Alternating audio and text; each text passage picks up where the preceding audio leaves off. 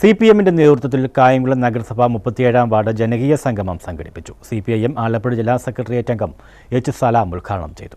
CPIM-ന്റെ നേതൃത്വത്തിലാണ് കായംകുളം നഗരസഭയിലെ 37-ാം വാർഡ് ജനകീയ സംഗമം സംഘടിപ്പിച്ചത്.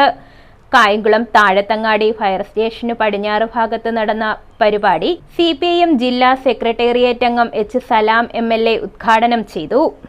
സൗകര്യങ്ങളുടെ ഭാഗമായി സമ്പത്ത് കുന്നുകൂടി. നമ്മുടെ നാട്ടിലെ സാധാരണ മനുഷ്യരുടെ ഉൾപ്പെടെ നമ്മുടെ നാടിന്റെ സമ്പത്ത്. ചടങ്ങിൽ മുതിർന്ന പൗരന്മാരെ ആദരിക്കൽ CPIM area secretary P. Aravindakshan നിർവഹിച്ചു.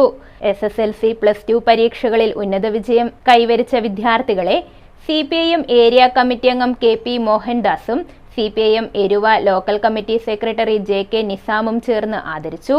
മറ്റ് ഇതര മേഖലകളിൽ ഉന്നത വിജയം നേടിയവരെ CPIM Eruva local committee secretary incharge MA Samad ആദരിച്ചു.